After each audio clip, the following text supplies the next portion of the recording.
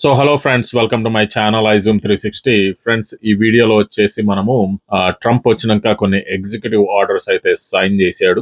This next order relates to the definition of birthright citizenship under the 14th Amendment of the United States. Yeah, that's a good one. Birthright. That's a big one. What about that one in the courts? That one is likely to be passed. Could be. We think we have good grounds, but you could be right. I mean, you'll find out. It's ridiculous. We're the only country in the world that does this with birthright, as you know.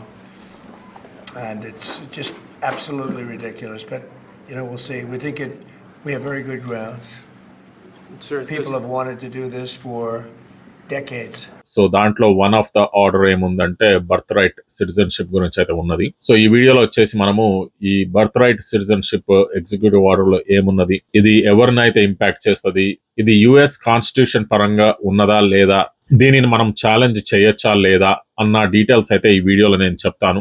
So friends, ఈ వీడియోని first నుండి last వరకు చూడండి, అప్పుడు మీకు ఒక full అవగాహన వస్తుంది. అలాగే మీరు ఎవరైనా నా ఛానల్ ఇదే ఫస్ట్ టైం చూస్తున్నట్లయితే నా ఛానల్ కి సబ్స్క్రైబ్ చేసుకోండి ఫ్రెండ్స్. ఈ వీడియోకి ఒక లైక్ ఇచ్చేయండి. అలాగే ఈ వీడియో వేరే వాళ్ళకి ఉపయోగపడుతుందంటే వాళ్ళకు కూడా ఈ వీడియోని షేర్ చేయండి. ఎస్పెషల్లీ పేరెంట్స్, ఇండియాలో మీరు ఎవరన్నా ఈ వీడియోని వింటున్నట్లయితే మీ పిల్లలు ఇక్కడ అమెరికాలో ఉంటే వాళ్ళకి షేర్ చేయండి, లేదా మీ ఫ్రెండ్స్, ఫ్యామిలీ గానీ ఎవరన్నా ఉన్న వాళ్ళకి ఈ వీడియోని షేర్ చేయండి. సో ఇక డీటెయిల్స్ లోకి వెళ్ళి చూస్తే మనము ఫస్ట్ ఈ ఎగ్జిక్యూటివ్ ఆర్డర్ లో ఏముందనేది చూద్దాం.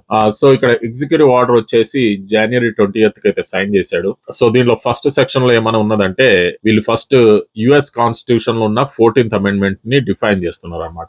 సో ఇక్కడ చూడొచ్చు మీరు, all persons born or naturalized in the United States and subject to the jurisdiction thereof are citizens of the United States and of the state wherein they reside. ఇది ఉన్న statement అనమాట. అయితే దీంట్లో Trump చెప్పుకొస్తున్నది ఏంటంటే అందరూ only first part చదువుతున్నారు, second part చదవట్లేదు. సో ఫస్ట్ పార్ట్ లో ఏముందంటే all persons born or naturalized in United States అంతవరకే చదువుకుంటున్నారు. ఈ సెకండ్ పార్ట్ ఏదైతే ఉన్నదో and subject to the jurisdiction thereof అన్న వర్డ్ ని ఇగ్నోర్ చేస్తున్నారు అని అయితే ట్రంప్ చెప్పుకొస్తాడు. సో దాని మీనింగ్ ఏంటంటే బేసికల్ గా ట్రంప్ చెప్పేది, ఆ పుట్టిన పిల్లల పేరెంట్స్ కి అమెరికన్ సిటిజన్షిప్ అన్నా ఉండాలి, లేదా వాళ్ళకి గ్రీన్ కార్డ్ అన్నా ఉండాలి అని అయితే చెప్పుకొస్తాడు. ఈ ఎగ్జిక్యూటివ్ ఆర్డర్ గోయింగ్ ఫార్వర్డ్ ఏమని చెప్తుందంటే, ఇకపై ఫ్యూచర్ లో పుట్టే పిల్లలు ఎవరైనా పుట్టితే అమెరికాలో వాళ్ళ పేరెంట్స్ కి గ్రీన్ కార్డ్ అన్నా ఉండాలి, లేదా సిటిజన్షిప్ అన్నా ఉండాలి. ఎవరన్నా ఒక్క పేరెంట్ కన్నా, లైక్ మదర్ కన్నా ఉండొచ్చు, ఫాదర్ కన్నా ఉండొచ్చు.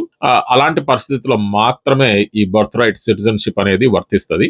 ఒకవేళ ఈ పేరెంట్స్ లో ఎవరికన్నా ఒకరికి ఈ యుఎస్ సిటిజన్షిప్ గానీ లేదా గ్రీన్ కార్డ్ గానీ లేకపోతే గనక ఆ పుట్టే పిల్లలకి బర్త్ రైట్ సిటిజన్షిప్ ఉండదు. సో ఆ పేరెంట్స్ ఏ దేశానికి అయితే చెందుతారో వాళ్ళ పిల్లలు కూడా అదే దేశానికి చెందుతారు అన్నట్టుగా ట్రంప్ చెప్పుకొస్తున్నాడు. సో అది ఈ డాక్యుమెంట్ లో ఉన్న బేసిక్ కాన్సెప్ట్. అయితే ఇదంతా ఎప్పుడు ఎఫెక్టివ్ అవుతుంది అంటే ఈయన జనవరి 20th కి సైన్ చేశాడు కాబట్టి ఫిబ్రవరి 20 దగ్గర నుంచి ఎఫెక్టివ్ లోకి వెళ్తుంది. సో ఇంకొకటి ఏముందంటే ఈ డాక్యుమెంట్ లో అన్ని ఏజెన్సీస్ కి అయితే ఆర్డర్స్ పంపించాడు. బేసికలీ ఇకపై పుట్టే పిల్లలకి ఈ వెరిఫికేషన్ చేయండి, పేరెంట్స్ కి యుఎస్ సిటిజన్షిప్ ఉందా లేదా, గ్రీన్ కార్డ్ ఉందా లేదా, అది వెరిఫై చేసిన తర్వాతనే వాళ్ళకి డాక్యుమెంట్స్ ఇవ్వండి. లేని పక్షాన వాళ్ళకి ఆ యుఎస్ సిటిజన్షిప్ డాక్యుమెంట్స్ అయితే ఇష్యూ చేయకూడదు అని అయితే ఈ ఆర్డర్ లో ఉన్నది. సో ఇది ఎవరెవరికి వర్తిస్తుంది అంటే ఆబ్వియస్లీ ఇల్లీగల్ ఇమిగ్రెంట్స్ అందరికీ కూడా డాక్యుమెంట్స్ ఉండవు, వాళ్ళకి ఎవరికి కూడా గ్రీన్ కార్డ్ ఉండదు, సిటిజన్షిప్ ఉండదు. కాబట్టి వాళ్ళకి నంబర్ 1 బిగ్ ఇంపాక్ట్ ఉంటది.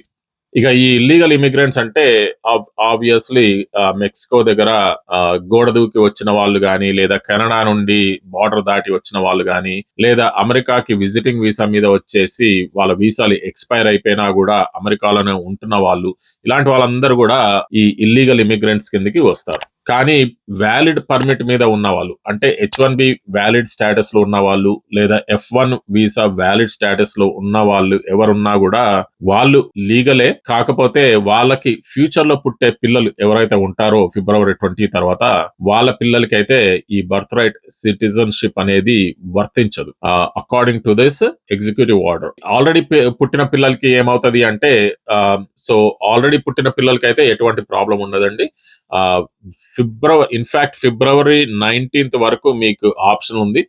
ఫిబ్రవరి 19th అండ్ బిఫోర్ ఎవరైతే పిల్లలు పుడతారో వాళ్ళకి ఎటువంటి ప్రాబ్లం ఉండదు. ఇదంతా రూల్స్ వచ్చేసి ఫిబ్రవరి 20 తర్వాత పుట్టే పిల్లలకి మాత్రమే వర్తిస్తది. సరే ఇది అసలు రైటా రాంగా అనేది ఒకసారి ఆలోచించుదాం. So first Trump point of view నుండి అయితే చూద్దాము. సో ట్రంప్ చెప్పుకొచ్చేది ఏంటంటే ఈ జ్యూరిస్డిక్షన్ దేర్ ఆఫ్ అన్న ఉన్న వర్డ్ బట్టి నేను ఇంప్లిమెంట్ చేస్తున్నాను. సో ఆయన మెథడ్ పట్టి చూస్తే ఆయనకు అది రైట్ అనిపిస్తుంది. సరే మన Indian community point of view నుండి చూస్తేనేమో ఆబ్వియస్లీ ఇది ఇదివరకంతా బర్త్ రైట్ సిటిజన్షిప్ వ్యాలిడ్ చేశారు.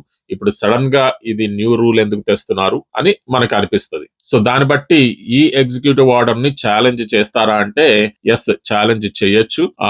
చాలా మంది ఆల్రెడీ ఛాలెంజ్ చేస్తున్నారు. ఇది మన ఇండియన్ కమ్యూనిటీనే కాదు, మెక్సికో కమ్యూనిటీని అలాగే వేరే దేశాల నుండి వచ్చిన కమ్యూనిటీస్ కి అందరికి కూడా ఇంపాక్ట్ పడుతుంది.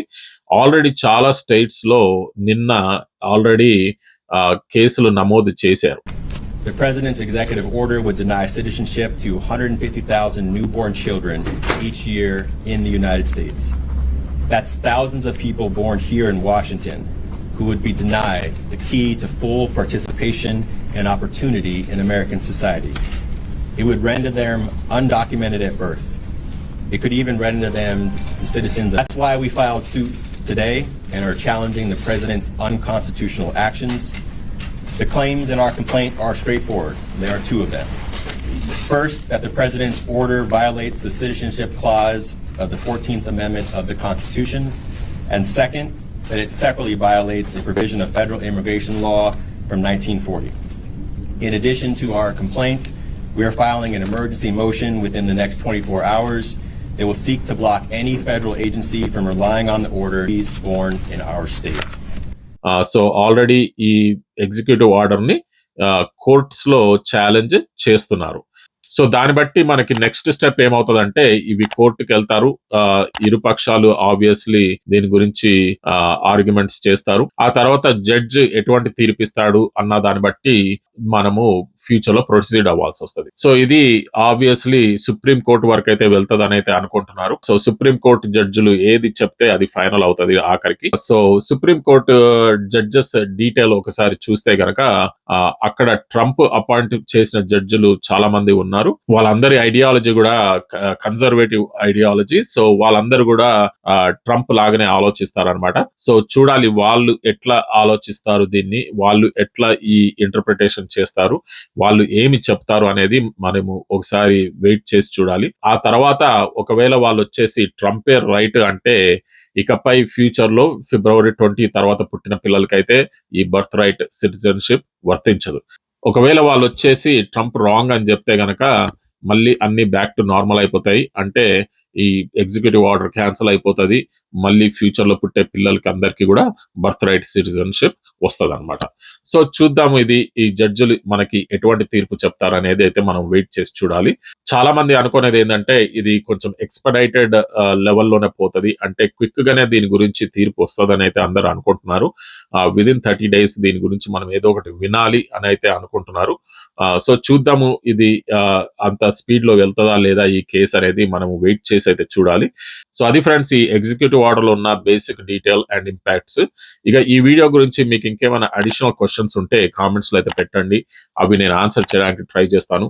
అలాగే మీకు ఏమన్నా వేరే టాపిక్స్ మీద వీడియోస్ కావాలన్నా కూడా కామెంట్స్ లో అయితే పెట్టండి, నేను అవి కన్సిడర్ చేస్తాను ఫ్యూచర్ వీడియోస్ లో. సో ఫ్రెండ్స్ మీరు ఎవరైనా నా ఛానల్ ఇదే ఫస్ట్ టైం చూస్తున్నట్లయితే నా ఛానల్ ని సబ్స్క్రైబ్ చేసుకోండి, ఈ వీడియోకి ఒక లైక్ ఇచ్చేయండి. ఇక మళ్ళీ నెక్స్ట్ వీడియోలో అయితే కలుద్దాం. Thank you very much for watching my video. Bye.